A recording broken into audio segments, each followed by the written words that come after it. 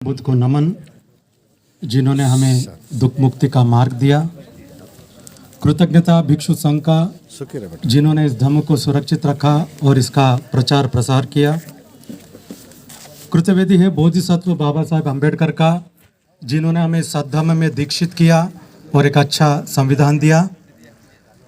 यहाँ पर उपस्थित सभी पूजनीय भिक्षु संघ, श्रद्धा बुद्धि संपन्न उपासक उपासिका और धम्म बंधु, आज इस बोधि मग्गो विहार में बोधि मग्गो कम्युनिटी किचन का इनॉग्रेशन किया गया है।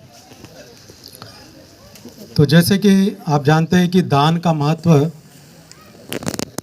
सभी धर्मों में बताया गया है और ख़ास करके भगवान बुद्ध ने तो अनेक प्रकार से, अंगुत्तर निकाय ले लीजिए या मध्यम निकाय ले लीजिए, अनेक प्रकार से दान के महत्व के बारे में उन्होंने बताया।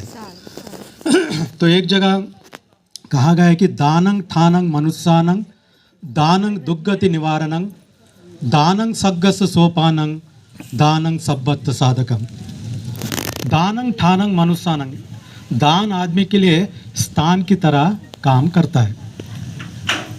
स्थान की तरह काम करता है यानी वो आपने को कुछ अवसर देता है। जैसे यहाँ पर स्थान है तो आप बैठ पा रहे हैं, स्थान है तो आप उठ सकेंगे, चल सकेंगे, स्थान है तो आप कुछ मकान बना पाएंगे। यानी जो भी कार्य होता है वो स्थान हो तो ही होता है। अगर स्थान ना हो तो आपके पास मौका नहीं है कुछ करने के लिए। तो उसी तरह से दान क्या है, एक ठान की तरह, स्थान की तरह, यानी मौका देता है ज़िंदगी में कुछ बनने के लिए, कुछ करने के लिए। जिसके पास दान की पार भी नहीं है वो कुछ भी नहीं कर पाता। जैसे आपने देखा होगा कि समाज में काबिल लोग बहुत हैं, ऐसा नहीं है कि नहीं है, टैलेंटेड लोग हैं, लेकिन उनको मौका नहीं मिलता अपना टैलेंट बताने का। अगर मौका मिल जाए तो वो भी बहुत कुछ कर सकते हैं, लेकिन बहुत से ऐसे टैलेंटेड लोग हैं लेकिन उनको मौका नहीं मिलता और मौका न मिलने के कारण वो कुछ नहीं कर पाते या कुछ हासिल नहीं कर पाते।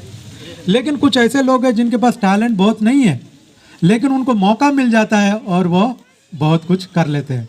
तो ये जो मौका मिलने की जो बात है, ये बुद्ध कह रहे हैं कि दानंग ठानंग मनुष्य, यानी दान आपको मौका देता है कुछ बनने का, कुछ करने का। दानंग दुर्गति निवारणंग, दान आदमी को दुर्गति से भी बचाता है। क्यों? क्योंकि मान लो कोई भूखा है, जैसे यहाँ पर है भोजन दान का आयोजन किया गया। अगर मान लो उस भूखे आदमी को वक्त पर खाना न मिले तो क्या हो सकता है? तो उस भूख के कारण वो चोरी भी कर सकता है, गुस्से में आकर उस चोरी के चक्कर में खून भी कर सकता है, यानी वो दुर्गति को प्राप्त हो सकता है। तो अगर आप उसको समय पर अगर खाना देते हैं तो वो उस दुर्गति से बच जाता है। और कर्म विपाक के अनुसार आपको भी कभी ऐसा मौका नहीं मिला गया कि आप उस दुर्गति को प्राप्त हो जाए। तो इसलिए दानंग दुर्गति निवारण, दानंग सग्गस सोपानंग, दान क्या है, सुगति के लिए एक सोपान यानी सीढ़ी का काम करता है। जैसे हमको किसी ऊपर मंजिल पे चढ़ना है तो सीढ़ी चाहिए, सीढ़ी के बिना ऊपर नहीं चल सकते। तो दान भी सीढ़ी का काम करता है ज़िंदगी में सुगति और प्रगति प्राप्त करने के लिए। इसलिए दानंग सग्गस सोपानंग, दानंग सब्बत साधकंग। आखिर में धम्म में क्या कह रहा है कि दान से सभी साध्य है। तो फिर आप लोगों को लगता होगा अच्छा, तो दान से सभी साध्य है तो फिर शील का पालन करने की क्या आवश्यकता है, फिर समाधि की क्या आवश्यकता है, फिर प्रज्ञा की क्या आवश्यकता है, हम तो केवल दान करेंगे। लेकिन इस बात को ऐसा नहीं समझना है। जब धम्म में कह रहा है कि दानंग सब्बत साधकंग, उसका मतलब ये है दान करने से, दान में कुछ ऐसा गुण है, वो अगर गुण आ गया तो बाकी के सारे चीज़ें अपने आप आ जाती है। तो कैसे? तो जैसे दान है तो उसमें दान में क्या गुण है, त्याग और परित्याग का गुण है। जो भी भौतिक वस्तु है, जैसे खाना, कपड़ा, लत्ता, मकान, जो भी भौतिक वस्तु हैं वो आप दूसरों की भलाई के लिए, दूसरों की मंगल कामना करके आप दान करते हैं। तो यानी दान यानी क्या है, भौतिक वस्तुओं का त्याग करना, परित्याग करना औरों की भलाई के लिए। तो उसी तरह से जब हम शील में आते हैं तो कहने के लिए शील शब्द जरा अलग लगता है, लेकिन शील में भी वही गुण है, वही त्याग और परित्याग का गुण है। तो आप कहेंगे कि शील में हम कौन सा त्याग कर रहे हैं, कौन सा परित्याग कर रहे हैं? तो शील में जो है हम शरीर और वाणी की जो दुष्कर्म है उसका त्याग कर रहे हैं। जैसे हम हत्या का त्याग कर रहे हैं, चोरी का त्याग कर रहे हैं, व्यभिचार का त्याग कर रहे हैं, झूठ बोलने का त्याग कर रहे हैं, नशा पता का त्याग कर रहे हैं, यानी शरीर और वाणी के जो दुष्कर्म है उसका त्याग कर रहे हैं। इसमें भी त्याग ही है, लेकिन हाँ, दान से ज़्यादा सूक्ष्म और कठिन त्याग है। फिर उसी तरह से समाधि, समाधि में भी वही त्याग और परित्याग का गुण है। तो समाधि में कौन सा त्याग परित्याग कर रहे हैं? समाधि में हम बुरे विचारों का त्याग करते हैं, जैसे राग भरे विचारों का त्याग करते हैं, द्वेष भरे विचारों का त्याग करते हैं, मोह भरे विचारों का त्याग करते हैं, तब जाके समाधि लगती है। समाधि यानी केवल आंख बंद करके बैठना नहीं है। तो इस तरह से हम देखते हैं कि समाधि में वही त्याग और परित्याग का गुण है, लेकिन शील से भी ज़्यादा सूक्ष्म है, शील से भी ज़्यादा कठिन है, लेकिन है त्याग और परित्याग का ही गुण। फिर उसी तरह से जब हम प्रज्ञा में आते हैं तो प्रज्ञा में भी वही त्याग और परित्याग का गुण है। तो प्रज्ञा में हम क्या त्याग करते हैं, क्या परित्याग करते हैं? तो प्रज्ञा में हम जो है मिथ्या दिट्ठी का त्याग करते हैं।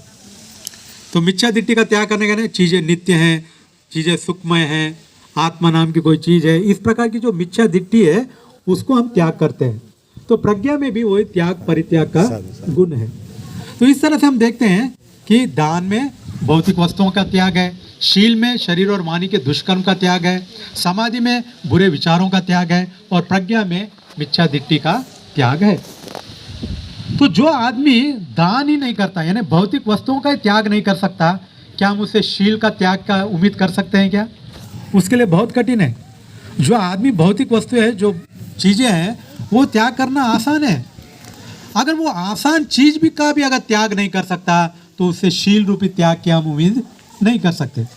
और जो शील रूपी त्याग नहीं कर सकता, उससे समाधि होगा ये हम उम्मीद कर सकते हैं? ये उससे संभव नहीं है। और जो समाधि रूपी त्याग नहीं कर सकते, यानी अपने मन को एकाग्र नहीं कर सकता, उससे हम प्रज्ञा रूपी त्याग की उम्मीद कर सकते हैं? नहीं कर सकते। तो दान करेगा तो आज नहीं तो कल हम उनसे शील रूपी त्याग की उम्मीद कर सकते हैं। जो शील करेगा उससे आज नहीं तो कल हम समाधि रूपी त्याग की उम्मीद कर सकते हैं। जो समाधि का अभ्यास करेगा उससे आज नहीं तो कल हम प्रज्ञा रूपी त्याग की उम्मीद कर सकते हैं। लेकिन जो ध्यान रूपी त्याग ही नहीं कर सकता, उससे हम और कुछ उम्मीद कर सकते हैं क्या? तो इसलिए दान नींव है। जो आदमी दान करेगा उससे हम उम्मीद कर सकते हैं कि आज नहीं तो कल वो शील समाधि प्रज्ञा में भी पुष्ट होगा। इसलिए कहा गया है कि दानं सब्बत्त साधकं।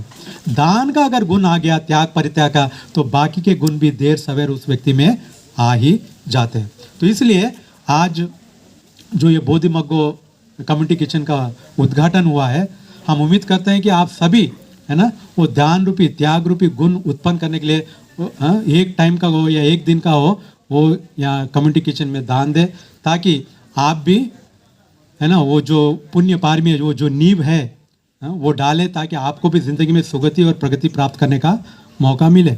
इसलिए भगवान बुद्ध ने और एक जगह पे कहा है कि दाने न भोगवा होती।